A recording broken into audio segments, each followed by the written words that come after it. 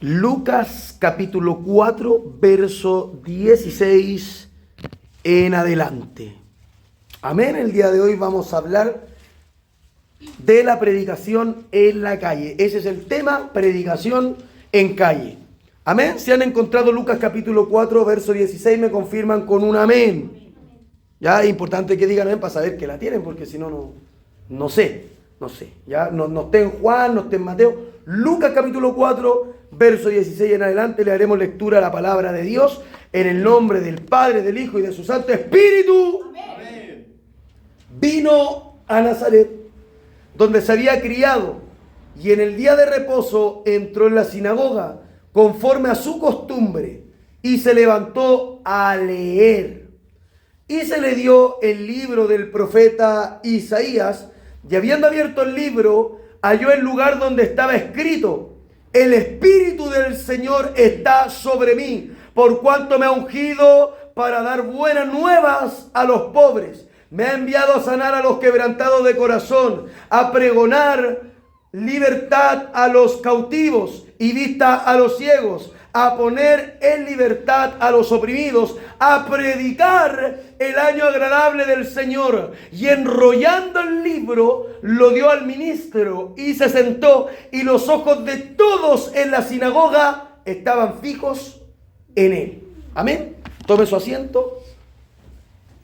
Vuelvo y repito, vamos a hablar de la predicación en calle. Para que nos podamos nosotros interiorizar, vamos a partir con el significado, la definición de la palabra predicación, ¿ya? El Nuevo Testamento, no es malo recordárselo, está escrito en griego. El original está en griego y del griego se ha traducido al lenguaje de nosotros para que podamos poder comprender las palabras, porque las palabras griegas son unos dibujitos medios complejos que no es fácil de leer.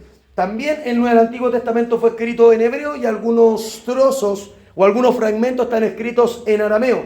Arameo era el idioma que se aplicaba después de que el pueblo de Israel fuese llevado en cautiverio, en el libro de Daniel, Ezequiel, en cautiverio hacia Babilonia. Ya cuando están en Babilonia, el idioma que predominaba en Babilonia era el arameo.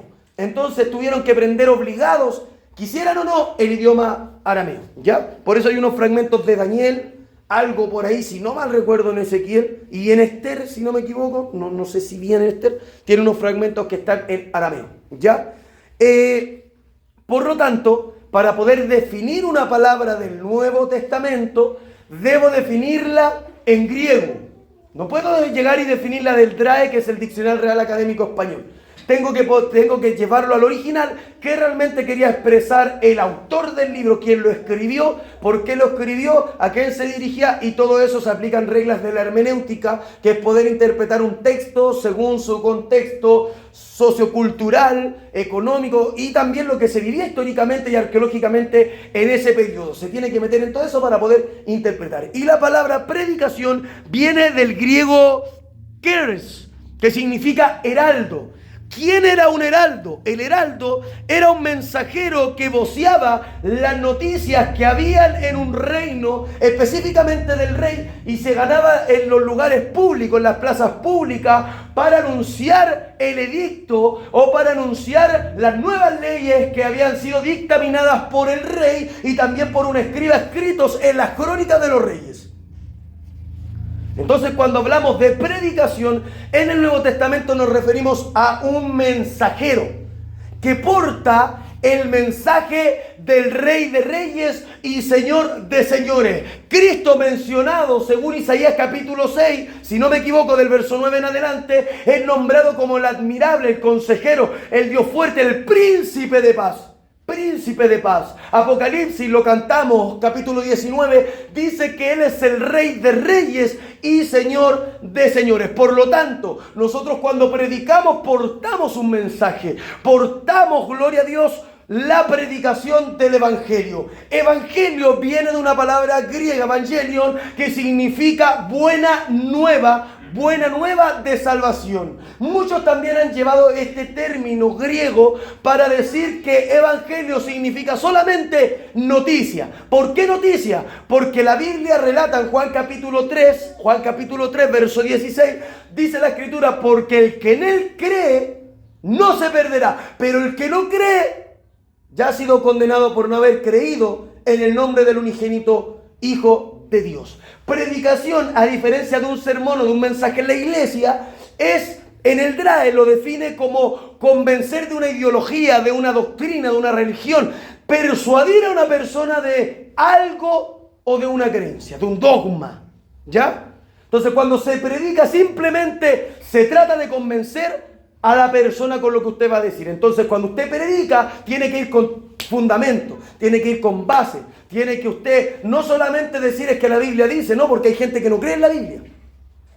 Hay gente que no cree en la palabra del Señor. Entonces, no es solo predicar lo que está escrito, sino también usted poder predicar lo que ha vivido de lo que la Biblia dice.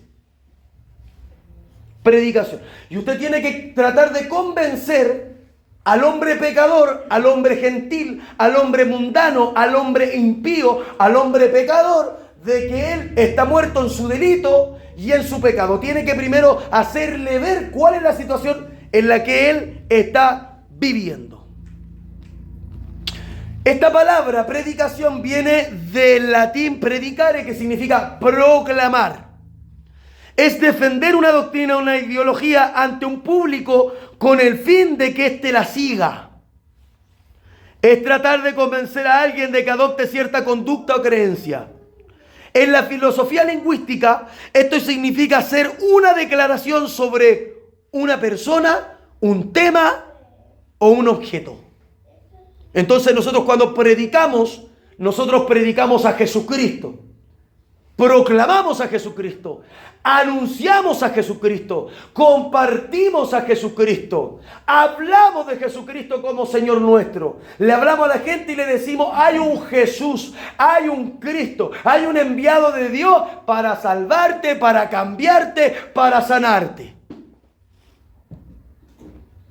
También se define como alabar excesivamente algo o a alguien. Y nosotros alabamos excesivamente a Jesús. No somos solo Jesús, como esa falsa doctrina que ha salido de los unicitarios, sino que nosotros creemos que Él es la segunda persona de la Trinidad de Dios, que Dios es encarnado, hecho carne, es la expresión del Dios invisible, es la expresión del Dios que no está sujeto a la materia, al tiempo, al espacio, del Dios soberano, que no hay nada que pueda contener su gloria, hecho carne para que nosotros de alguna forma pudiésemos visualizar al Dios invisible. Jesús es el Dios hecho carne, es el Dios invisible, hecho visible, y Colosenses capítulo 2 define que Jesús habitó corporalmente toda la plenitud de la deidad, Dios mismo. A esto se le llama la unión hipostética, si no mal recuerdo, y esto significa 100% Dios, 100% hombre en un ser. Ese es Jesús. Lucas capítulo 4, verso 16, como he leído, es cuando Jesús comienza su ministerio en Nazaret. Muchos de nosotros hemos cantado Jesús el Nazareno. Ahí viene Jesús de Nazaret. ¿Por qué Jesús de Nazaret? Porque este era el lugar donde él había vivido, donde él se había criado, según el verso 16. Y él lo primero que hace al momento de poder leer el rollo es predicar primero en su tierra. Es anunciar primero en su casa. Es anunciar primero en su trabajo, donde él se movía. Por eso no le creían a Jesús. Y dice, pero este es hijo del carpintero. Los hermanos y las hermanas están entre nosotros. Entonces Cristo lo primero que va a anunciar es el evangelio, las buenas nuevas de salvación. La buena noticia a los de casa primero, a los de su sector. Por eso cuando uno se convierte, los primeros que te miran raro son tus familiares, nuestros familiares. Es que ya no usa pantalón, se pone mucha falda. Está rara, está diferente. Tenía el pelo corto, ahora se lo dejó crecer. Se portaba mal y ahora de a poquito se está portando bien. Le ha hecho bien ir a la iglesia, le ha hecho bien conocer a Jesús. Entonces lo que tenemos que aclarar, nosotros no predicamos un ministerio, no predicamos un rótulo, nosotros no anunciamos, gloria a Dios, una creencia de un tercero. Nosotros anunciamos nuestra experiencia con el Dios verdadero. Y si usted no la ha tenido, la va a tener para que pueda predicar a Jesucristo, porque Cristo vive. ¿Cuántos dicen amén?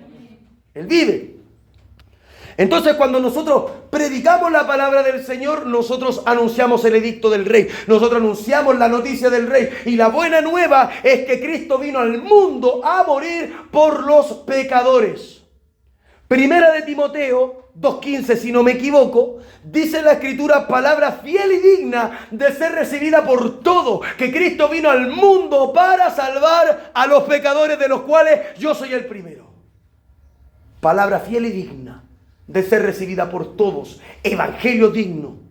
Evangelio, palabra de Dios. Anunciar lo que Dios dice. Y Él envió a Jesucristo para redimirnos a nosotros, de lo que vamos a ver un poquito más adelante. Si alguien me puede ayudar con Marcos capítulo 1, verso 14. ¿Lo pueden colocar ahí? Si alguien me puede ayudar ahí, de los que tiene Biblia, por favor. Marcos capítulo 1, verso 14, que me lo lea con un buen tono de voz para que lo podamos escuchar todos, por favor. Ya quiero que todos lo vayan ojeando, eso. Amén. Amén, mi hermana Cassandra, por favor. Póngase en pie nomás y léase.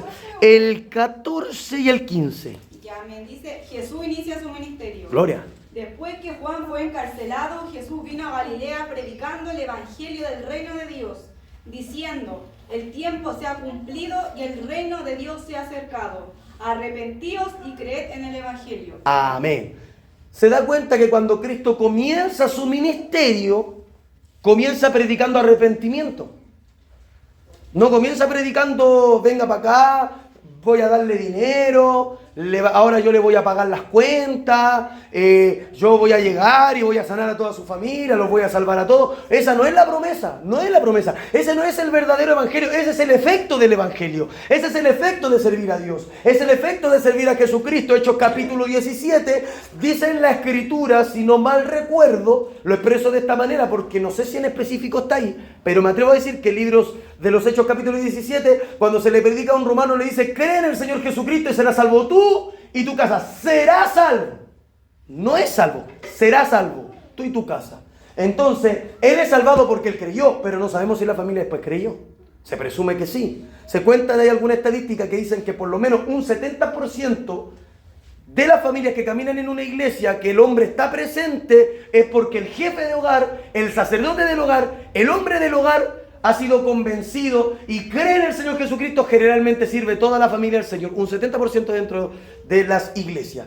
Es por eso que se suelen ver más mujeres que caminan solas y no tantos hombres que caminan solos. Es poco verlo. Acá tenemos algunos casos en los que la mujer no camina, pero generalmente cuando el hombre decide caminar, un 70% de la familia se convierte. Gloria a Dios para siempre.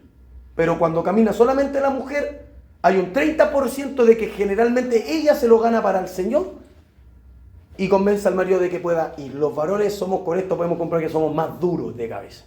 Como en la esencia del varón está el liderar, es un tema cuando la mujer está liderando. Entonces, ahí en el orgullo y en la soberbia que el hombre tiene, anda tú sola a la iglesia. Camina sola, no te acompañan, no le interesa.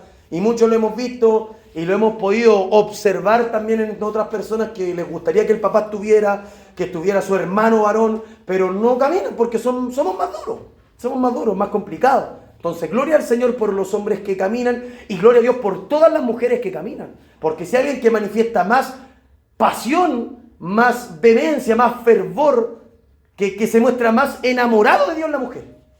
Ella expresa mejor los sentimientos al Señor que el varón.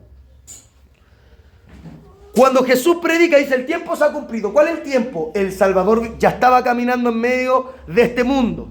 El reino de Dios se había acercado porque Cristo, que manejaba todas las leyes, todas las reglas que estaban en el cielo, en el Señor, porque los ángeles le obedecen, los serafines le obedecen, los querubines le obedecen. Él tiene sus reglas también allá en el tercer cielo, porque todo lo que ha sido creado en el mundo material fue creado del mundo inmaterial, fue hecho de lo que no se veía. Por lo tanto, lo que estaba allá en lo invisible, Dios lo hizo visible y tangible acá en el planeta Tierra. Entonces, Él en sus leyes, Él ha acercado al reino de los cielos a la tierra. Por eso en Mateo capítulo 6, cuando Jesús habla de la oración, dice, venga a nosotros tu reino. Por eso Cristo dice, el reino de los cielos se había acercado. Entonces para atrás no se había acercado. En todo el Antiguo Testamento, en los 2500 años que registra el Antiguo Testamento, no se había acercado al reino de Dios. Era por eso. Porque el reino de Dios viene con Jesucristo. Dios mismo hecho carne, Dios entre los hombres. Apocalipsis lo nombra como el tabernáculo de Dios entre los hombres, el receptáculo, el lugar, la caja donde se guardaba el tesoro. Ahí estaba Dios mismo encarnado. Entonces el reino de los cielos se había acercado, porque todo lo que salía de los labios de Jesús era verdad. Él dijo, mis palabras son espíritu y son vida. Todo lo que salía de la boca de nuestro Señor era verdad. Por eso en la historia, para mi historia, para otros parábolas, de Lucas capítulo 16, verso 14 en adelante, el rico y Lázaro, él no da el nombre del rico, pero sí de Lázaro. Porque como da el nombre de Lázaro, quiere decir de que el momento en que Jesús sale esa palabra de sus labios es porque Lázaro era salvo y ya no tenía cómo perderse. Pero no da el nombre del rico, porque a la hora que da el nombre del rico, y fíjese ustedes, si estudia el Evangelio, si estudia las buenas nuevas de salvación, que son los primeros 4 libros de la Biblia, el Nuevo Testamento, los 3 evangelios sinópticos y el otro que es un evangelio de oratoria, alabo a Dios por eso, que es el Evangelio de Juan, usted puede ver ahí que cuando él anuncia y dice palabra, él nunca habla de alguien que se pierde. Nunca habla de alguien que se pierde. Si usted ve en la Biblia y puede decirme, hermano Marcos, lo que pasa es que aquí Jesús llamó a Judas. No, lo llamó, pero no lo llamó por su nombre. Y si usted se fija, dice la Escritura, registra que lo llamó, ¿no? No se sabe. Son pocos los que él nombra. Pedro lo nombra, hijo de Jonás. Fíjese, de todas las personas que Jesús nombra, son salvas. Aún así, el que estaba en la cruz, muriendo al lado de él, que cree en Jesucristo y le dice, de cierto te digo que estarás conmigo hoy en el paraíso. Lo salva. ¿Ya? Jesús viene del griego Jesús, que significa Salvador. Repito, Jesús viene del griego Jesús, que significa Salvador. Jesús viene también de una palabra hebrea que se escribe Yeshua. Hasta la cantamos hoy en día. Yeshua es una palabra hebrea que significa salvación. En griego Jesús significa Salvador. En hebreo significa solo salvación. Y esta palabra deriva de una palabra hebrea más antigua que se decía Yehoshua, que significa Dios salvará. Yehoshua significa Dios salvará o Él salva. Entonces, nosotros cuando anunciamos a Jesús, cuando Él dice el reino de los cielos se ha acercado, le está diciendo la salvación de Dios está en nosotros. Por eso la Escritura en uno de esos evangelios registra que habían unos pastores que estaban ahí con las ovejitas, pastando por decirlo así, llevándolas a comer. Y cuando estaban con el rebaño dice que aparece una multitud de ángeles y dicen gloria a las alturas porque ha venido a los hombres paz. Entonces era porque el Salvador, la salvación misma, el brazo de Jehová, se había manifestado con la humanidad hace más de 2000 años. Se había manifestado en carne. El Salvador. Y Él dice, así que arrepentíos y creed al Evangelio. Arrepentimiento significa en griego metanoia, si lo quiere anotar por ahí. Arrepentimiento viene del griego metanoia, que quiere decir cambio de mente, cambio de corazón, cambio de razonamiento, volverse a Dios. Griego metanoia, cambio de actitud, cambio de comportamiento. Es un cambio. Viene de una palabra hebrea también, teshuvah, se escribe con SH, teshuvah, B corta. Viene del hebreo teshuvah, que significa regresar o volver hacia atrás. Entonces, ¿dónde vemos esta palabra reflejada así, pero claramente, ilustrativamente? En Isaías capítulo 55, verso 6 en adelante, si me lo puede colocar ahí. Isaías capítulo 55, verso 6 en adelante. Ya, ese no lo tengo anotado, por eso no voy a hacer que me lo lean ustedes, para que lo vean acá bien rapidito. Isaías capítulo 55, versículos 6 y 7. Mi alma adora a Dios. Ahí está. Dice, buscad a Jehová mientras pueda ser hallado, llamadle en tanto que está cercano. Siga con el siguiente. Deje el impío su camino. Tiene que dejarlo. Deje el impío su camino y el hombre inicuo sus pensamientos. ¿Ve? Cambio de mente, cambio de actitud y cambio de mente. Metanoia podríamos decirlo de alguna manera, aunque aquí no existía en el original, obviamente. pero pudimos verlo reflejado, que es dejar su camino. Hablamos de el hebreo ketubá, el texto que había citado, teshuvá, que es para referirse a volver, vuelva. Y vuélvase a Jehová, el cual tendrá de él misericordia, y al Dios nuestro, el cual será amplio en perdonar. O sea, el hombre que se arrepiente, la mujer que se arrepiente, llega al perdón de Dios. Pero tiene que dejar su mal camino, tiene que dejar su pecado, tiene que dejar los malos pensamientos, tiene que dejar los malos deseos. Es el evangelio que nosotros predicamos, un evangelio de arrepentimiento, un evangelio de cambios. No un evangelio solamente lleno de promesas, no un evangelio de prosperidad. Nosotros predicamos el verdadero evangelio, que es el arrepentimiento. Si me puede colocar Hechos capítulo 3, verso 19, por favor. Hechos capítulo 3, verso 19. Igual esos textos, igual uno se los va aprendiendo, porque como suele predicar uno en calle, se aprendiendo esos textos. ¿Qué dice ahí? Así que arrepentíos y convertíos para que sean borrados vuestros pecados, para que vengan de la presencia del Señor tiempo de refrigerio. Eso está en la Biblia. El arrepentimiento. Entonces, por eso Cristo dice, arrepentíos y creed en el evangelio. Este es el arrepentimiento, y en la buena noticia, ¿cuál era? De que el que se arrepiente y viene a Cristo se salva. No hay otra vía, no hay otra escapatoria. La Biblia dice que solamente hay un mediador entre Dios y los hombres, y ese es Jesucristo, hombre. No hay otra forma, no hay otra vía de que nosotros podamos acercarnos a Dios y podamos tener salvación y vida eterna. Una de las definiciones de salvación es guardar sin peligro. Salvación, una de sus definiciones significa guardar sin peligro del mal.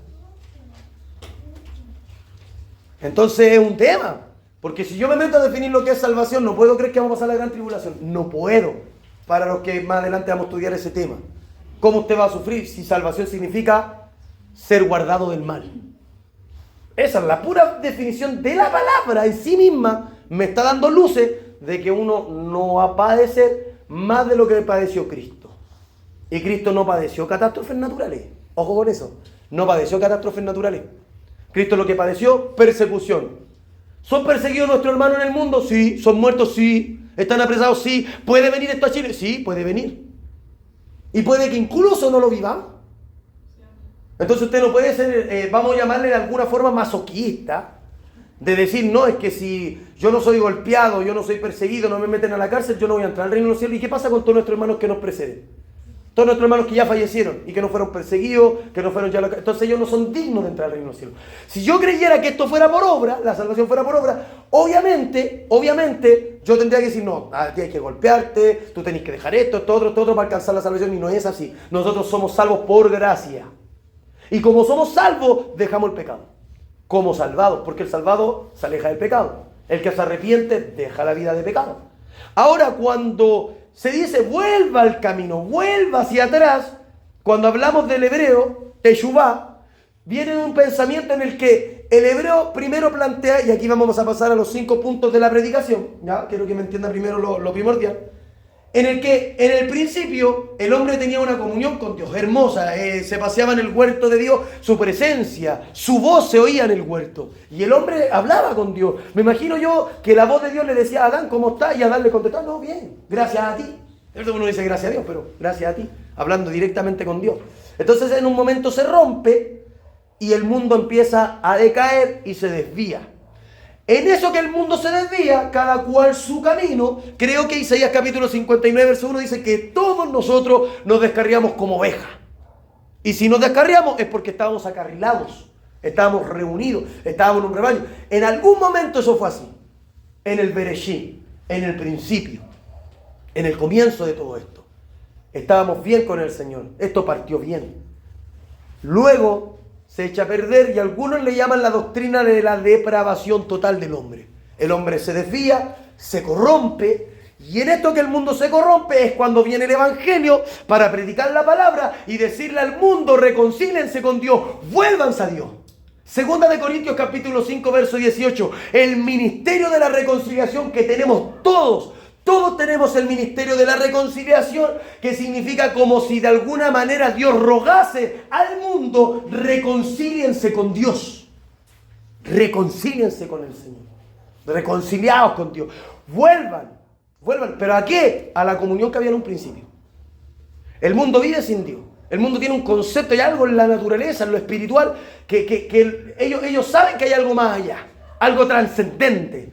Algo que no puede ser parado ni frenado, que no tiene frontera. Hay algo, por eso siempre el ser humano ha tratado de interpretar si realmente fuimos creados, fuimos producto de la explosión del Big Bang o algo por ahí. Siempre plantean historia y de ahí nacen los mitos que tratan de alguna manera de decir que ciertos dioses crearon el mundo, crearon las estrellas, crearon los vientos, los mares y todas esas cosas que se ven en la naturaleza. Los mitos, no la leyenda, los mitos. La leyenda siempre está evocada a ciertas historias ficticias para dar explicación a algunas cosas, pero lo que da la explicación de la creación, del sentido del hombre en la tierra son los mitos. ¿Ya? Para que usted tenga claro eso. Entonces, el evangelio que se predica es un evangelio de arrepentimiento. Ahora necesito que me ayuden con Marcos capítulo 5, verso 18 en adelante, si alguien lo encuentra por ahí. Marcos capítulo 5, verso 18 y 19. Amén. Por favor, mi hermana Saray. Levántese nomás, póngase viva que la podamos escuchar. Léalo. Al entrar él en la barca, el que había estado endemoniado le rogaba que le dejase estar con él. Mas Jesús no le permitió, sino que le dijo: vete a tu casa, los tuyos, y ve a tu casa y a los tuyos, y cuéntales cuán grandes cosas el Señor ha hecho contigo y cómo ha tenido misericordia de ti. Gloria a Dios. Entonces acá relata la historia de que había un endemoniado en Gadara que decía que rompía los grilletes, que tenía una fuerza descomunal, que andaba desnudo y él habitaba cerca, creo que en el mismo cementerio, si no me equivoco. Entonces este endemoniado fue libertado por el Señor y lo primero que hizo, ¿qué fue? Quería estar con él. Entonces cuando a una persona se le predica el evangelio, cuando Cristo lo liberta, cuando Cristo lo transforma, lo que más quiere no es estar fuera de la iglesia, lo que más quiere es estar pegado en la iglesia, pegado al Señor, pegado a Jesucristo, orando, clamando, hablando con el Señor donde quiera que se mueve, porque quiere estar apegado al que lo salvó. ¿Y qué le dice Cristo? Lo manda, anda a los tuyos y cuéntale lo que yo he hecho contigo. Entonces, si un día sana Dios a Sharon tiene que contar que Dios la sanó. Si en algún momento el hermano Sebastián ha tenido una experiencia que Dios la tiene que contar. Mi hermana sí, mi hermana Michelle, mi hermana Antonella, Christopher, Sarai, Georgia, nuestra hermana Cassandra, mi esposa, y Lisbel, día de mañana, eso se cuenta. ¿Y dónde? Primero los tuyos. Primero los tuyos. Si Dios te sanó, cuéntale primero los tuyos. Y después empieza a contarlo para afuera. Porque así es Dios. Dios siempre parte por casa. Seguimos con Jesús sana al ciego de nacimiento en Juan capítulo 9, verso 10 en adelante. Si alguien me lo puede leer. Juan capítulo 9, verso 10.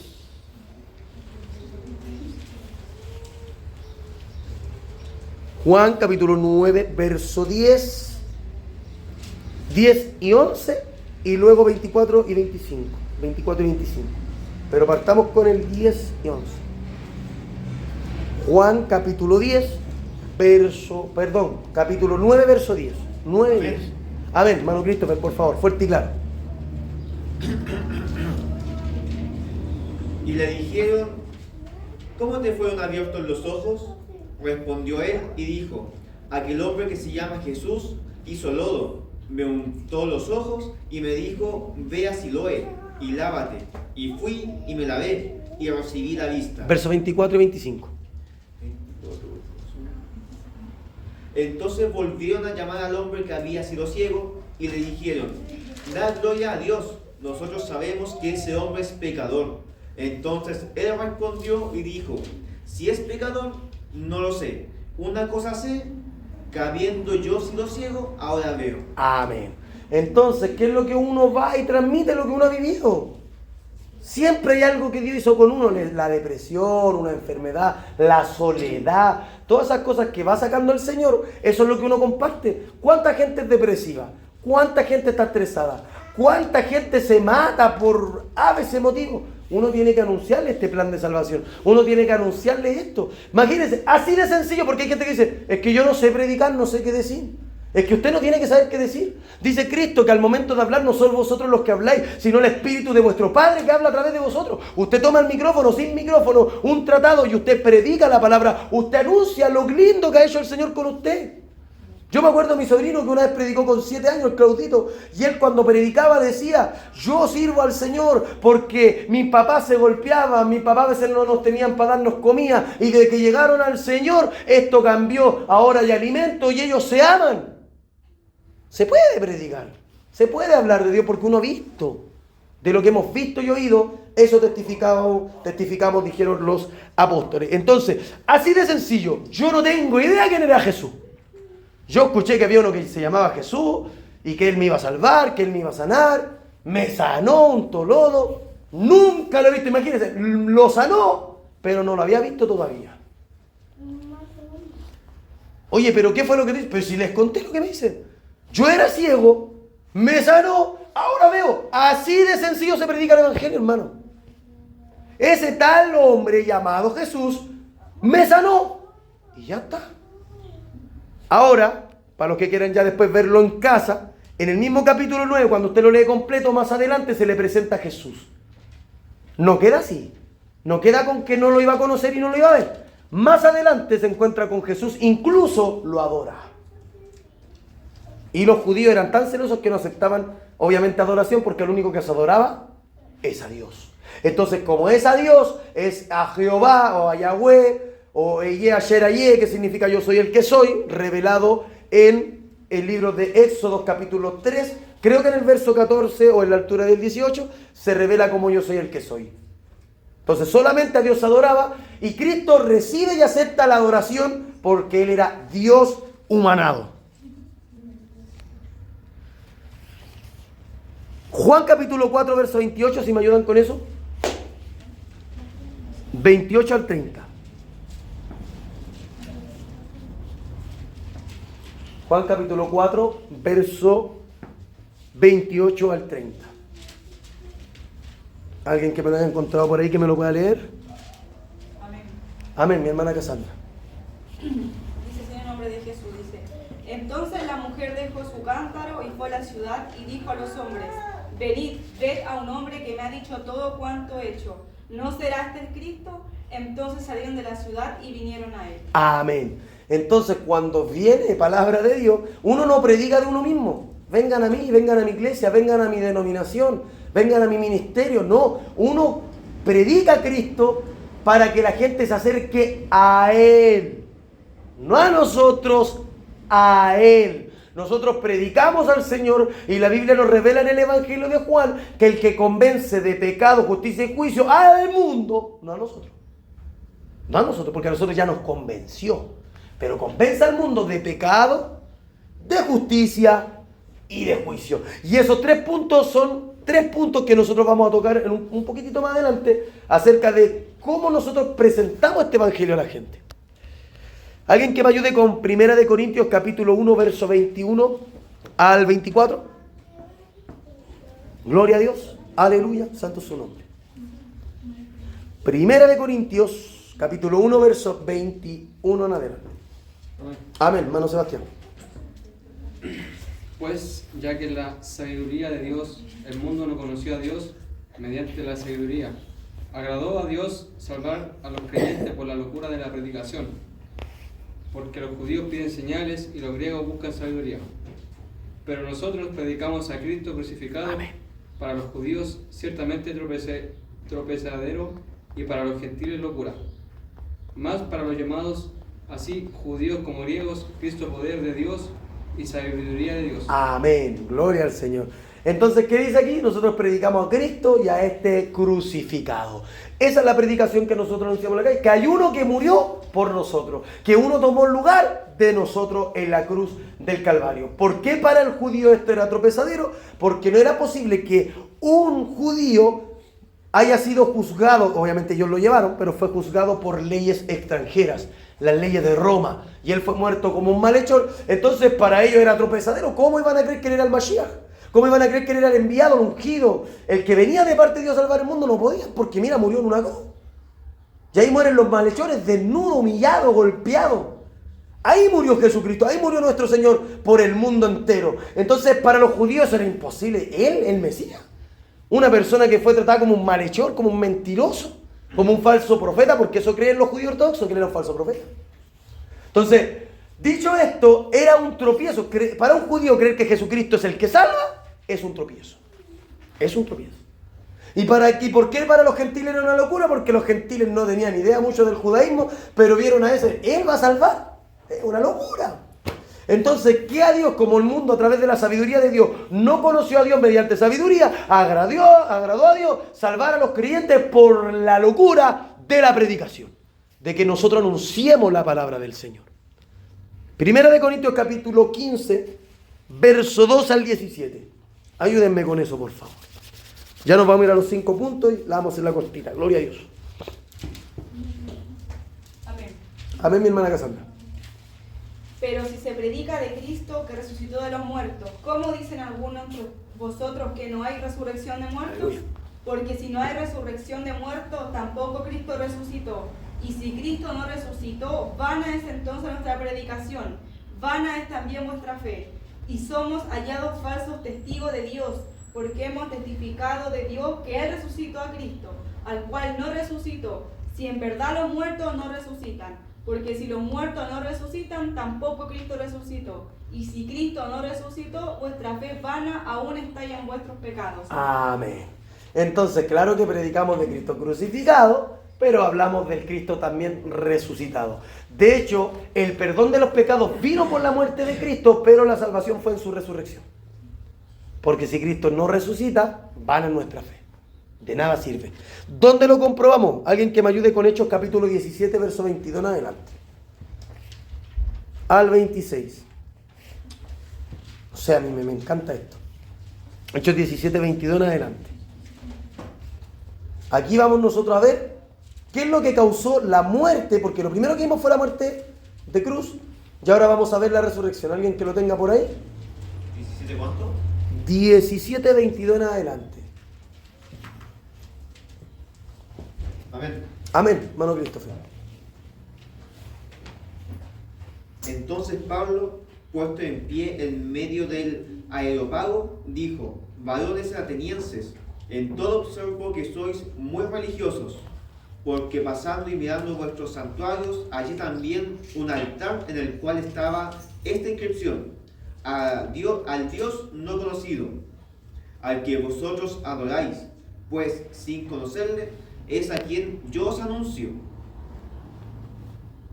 El Dios que hizo el mundo y todas las cosas que en él hay, siendo Señor del cielo y de la tierra, no habita en templos hechos por manos humanas, ni es honrado por manos de hombres, como si necesitase de algo, pues Él es quien da a todos vida y aliento y todas las cosas, y de una sangre ha hecho todo el linaje de los hombres para que habiten sobre toda la faz de la tierra, y les ha prefijado el orden de los tiempos y los límites de su habitación. Adelante hasta el 34. Para que busquen a Dios, si en alguna manera, palpando, puedan hallarle, aunque ciertamente no está lejos de cada uno de nosotros, porque en Él vivimos y nos movemos y somos. Como algunos de vuestros propios poetas también han dicho, porque linaje suyo somos. Siendo pues linaje de Dios, no debemos pensar que la divinidad sea semejante a oro o plata o piedra, escultura de arte y de imaginación de hombres. Pero Dios, habiendo pasado por alto los tiempos de esta ignorancia, ahora manda a todos los hombres en todo lugar que se arrepientan, por cuanto ha establecido un día en el cual juzgará al mundo con justicia, por aquel varón a quien designó, dando fe a todos con haberle levantado de los muertos. Pero cuando oyeron lo de la resurrección de los muertos, unos se burlaban y otros decían: ya te oímos acerca de esto otra vez. Y así Pablo salió de en medio de ellos, mas algunos creyeron, juntándose con él, entre los cuales estaba Dionisio, el Areopagita, una mujer llamada Damaris, y otros con ellos. Gloria a Dios, amén.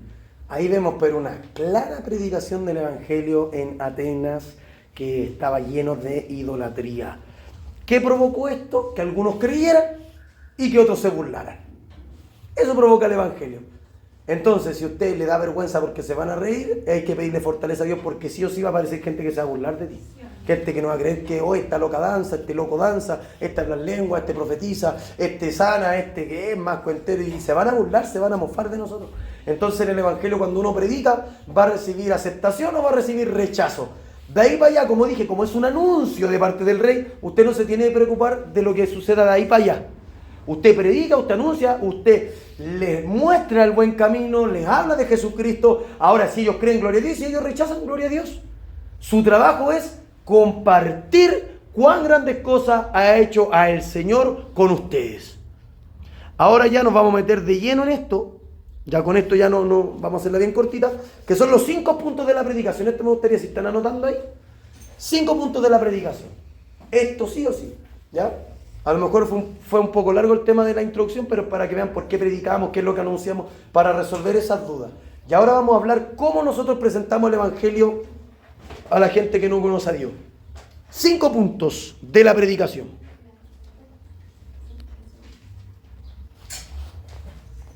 ¿Ya? Son 5 puntos de la predicación. Punto número 1. Mostrar la condición que había en un principio en la humanidad.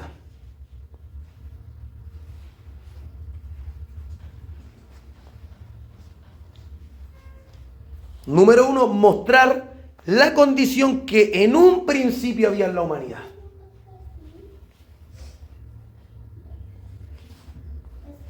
Ya, eso es lo primero que uno tiene que hablar de la comunión que había con el Señor. Eso se encuentra en Génesis capítulo 1 al 2. Ya en el tercero tiene la caída. Así que podríamos decir Génesis del 1 al 3.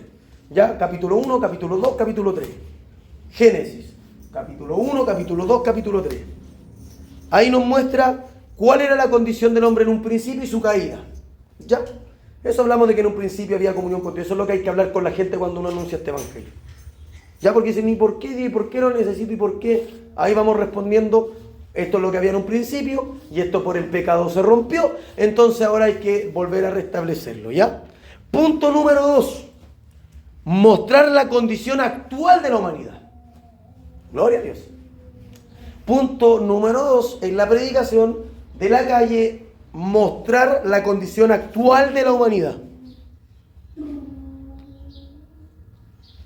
Hay muchos pasajes bíblicos, pero yo les voy a dar uno nomás para que puedan realmente estudiarlo, ¿ya? Para que lo puedan releer por ahí, no se le haga complejo. Pero hay mucho texto bíblico para hablar de lo primero, segundo y todos los puntos. Solo yo anoté uno que son los más claros. Romanos capítulo 5, verso 12. Anótenlo por ahí, yo se los voy a leer. ¿Ya? Punto número 2, mostrar la condición del hombre, ¿cierto? De la humanidad actualmente. Romanos capítulo 5, verso 2 dice, por tanto, como el pecado entró al mundo por un hombre y por el pecado la muerte, así la muerte pasó a todos los hombres por cuanto todos pecaron. ¿Cuál es la condición actual del hombre? Todos pecamos. Todos pecamos. Creo que primera de Juan capítulo 1, capítulo 2, verso 9, dice, si decimos que no hemos pecado, le hacemos a él mentiroso y la verdad no mora en nosotros.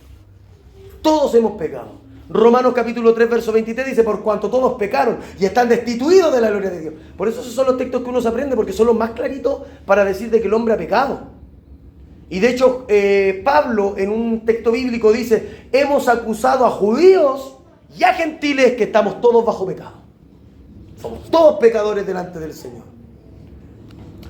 Punto número 3. ¿Ya? Lo primero, ¿cuál era la condición que había? Primero la humanidad, que era comunión con Dios. Esa comunión se rompe por el pecado, entonces ahora el hombre es pecador por naturaleza, la mujer es pecadora por naturaleza. Usted déjese ser, deje de congregarse, deje de orar, deje de leer la Biblia, aléjese de Dios y va a brotar la verdadera naturaleza que tenemos nosotros.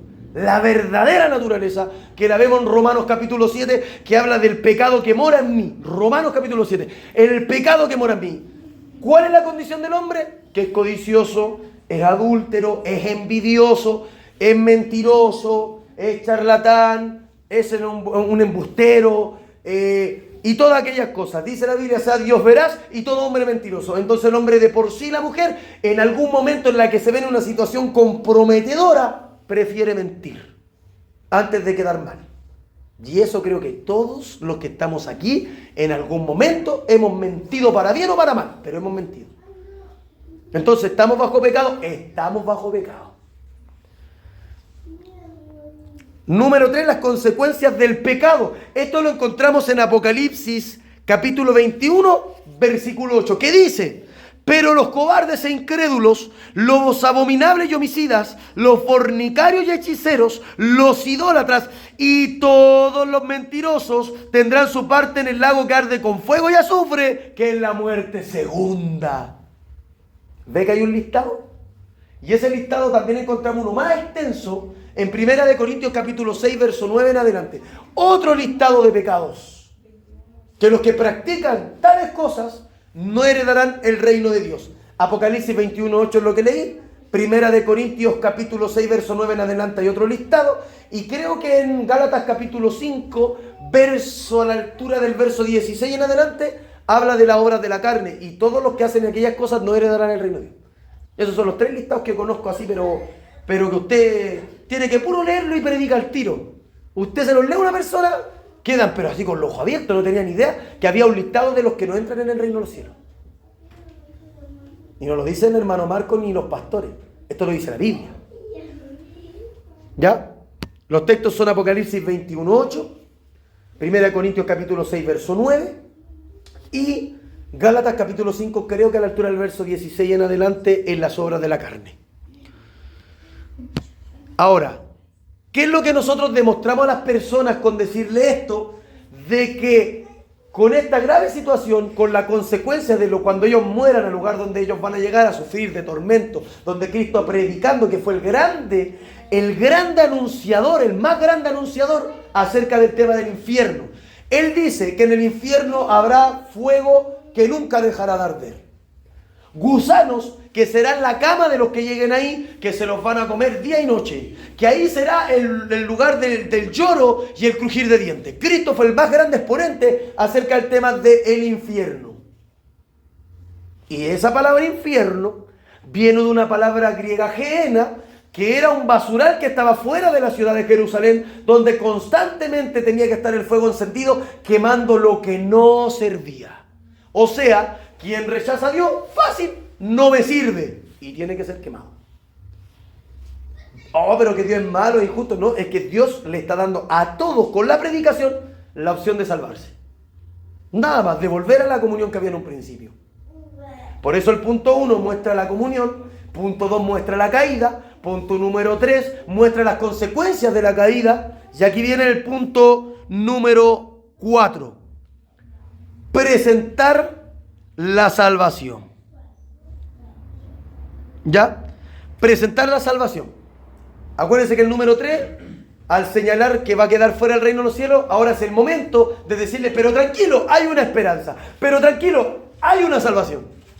Y ese es el punto número 4. Anunciar la salvación de Dios. Romanos capítulo 8, verso 1 dice: viviendo en el Espíritu ahora, pues ninguna condenación hay para los que están en Cristo Jesús, los que no andan conforme a la carne, sino conforme al Espíritu. Romanos capítulo 8, verso 1. Ninguna condenación hay para los que están ¿en dónde? En la iglesia no.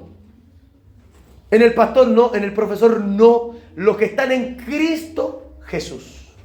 Por lo tanto, el punto número 4 que uno anuncia es la salvación. De que en Cristo no se perderá, sino que tendrá salvación y vida eterna. Juan capítulo 3, verso 16. El corazón del Evangelio. No tengo que decirlo así con ganas. El corazón del Evangelio. Juan capítulo 3, versículo 16. Porque de tal manera amó Dios al mundo que ha dado a su Hijo unigénito, para que todo aquel que en Él cree no se pierda, mas tenga vida eterna. El Evangelio, el corazón, el núcleo, el fundamento. Juan capítulo 3, verso 16. Y de ahí no se mueva. Para todos. Todo aquel que en Él cree. Punto número 5. Y con esto ya vamos a estar finalizando casi. Punto número 5, el llamado de Dios al mundo al arrepentimiento. Con esto se termina siempre una predicación.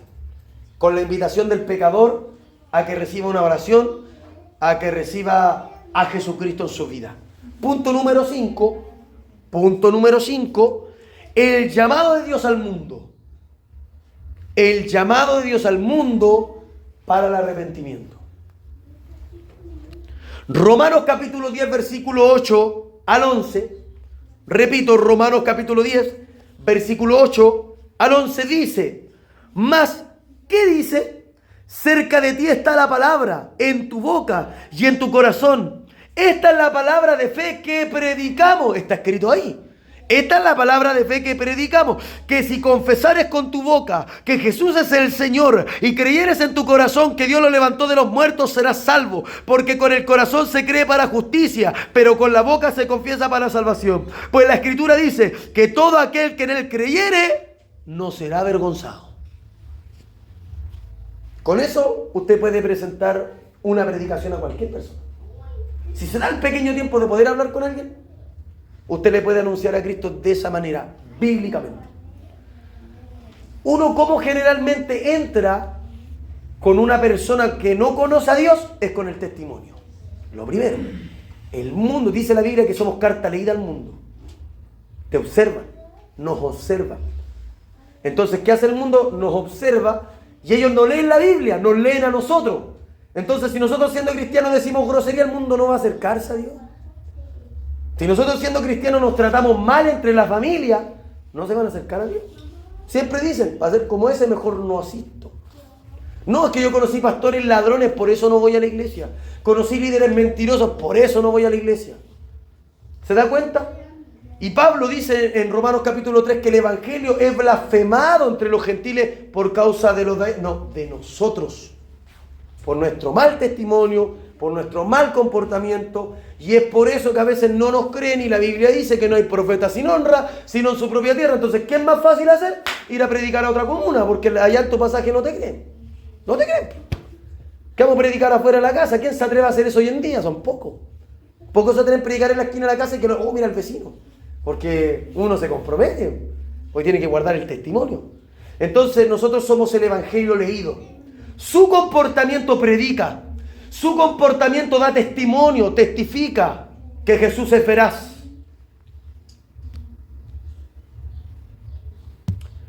Después de que una persona se arrepiente, porque eso es lo que predicamos, arrepentimiento, luego viene un proceso que nosotros lo vamos a ver en otra charla, que viene el convertimiento. Primero se arrepiente, luego según Hechos 3:19 se tiene que convertir. Entonces hay mucha gente que está arrepentida. Gloria a Dios por eso, mucha gente arrepentida, pero convertida son pocos. Por eso Cristo dice, los llamados son muchos, los escogidos son pocos, son poquitos los que realmente son escogidos por el Señor. ¿Y por qué Él lo elige? ¿Porque Él es malo? No, Él es soberano. Es su voluntad perfecta, Él nos conoce, Él sabe en quién depositar su confianza, si lo puedo decir de esa manera. Por eso todos podemos estar en la iglesia, pero no todos estamos convertidos. No todos amamos a Dios de corazón, no todos buscamos a Dios porque sí.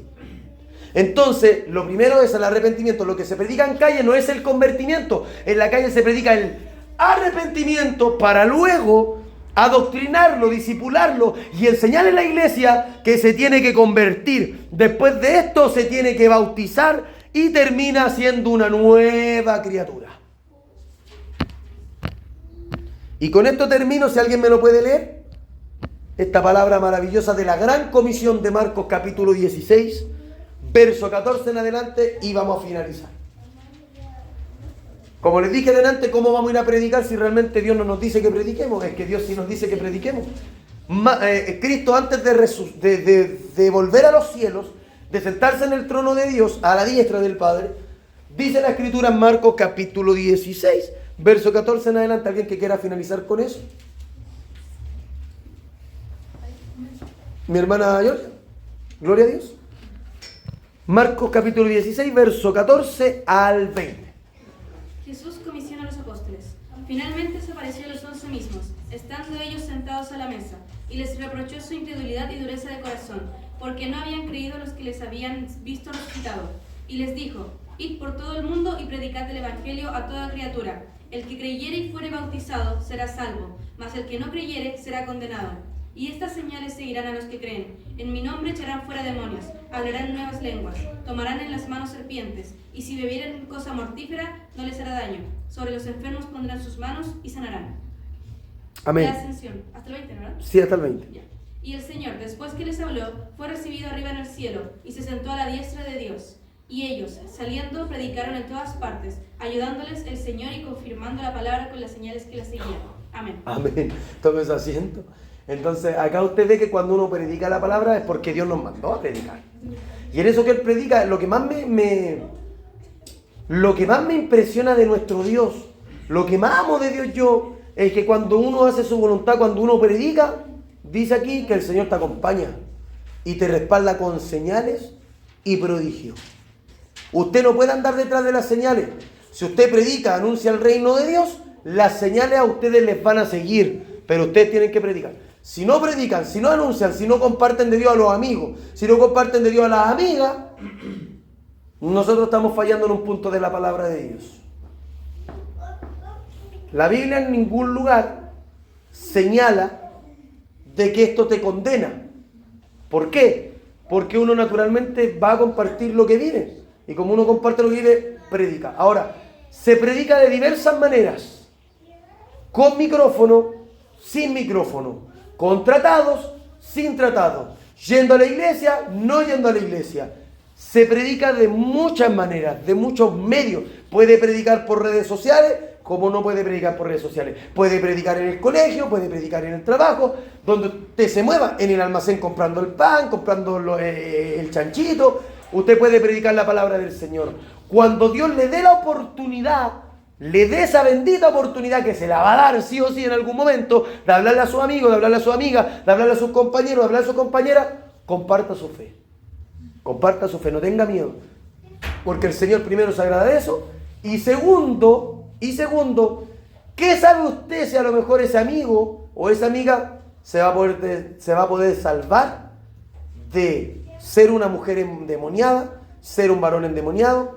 Quizás pueda sanar a un familiar de ese amigo, de esa amiga. Y qué mejor, dice Proverbio, que mejor es reprensión manifiesta que amor oculto. Entonces el amor no se esconde, el amor se demuestra. Entonces si yo amo lo demuestro, y como amo y lo demuestro, yo voy a predicarle la palabra a mi amigo, porque digo que a mi amiga la amo, a mi amigo lo amo, entonces yo le voy a compartir el evangelio de la palabra de Dios. Dicho esto, no quiero decirle que usted le anda hablando a cada rato martillándolo. No, usted le predicó 1, 2, 3 veces, que Dios le haya dado la oportunidad y ya está.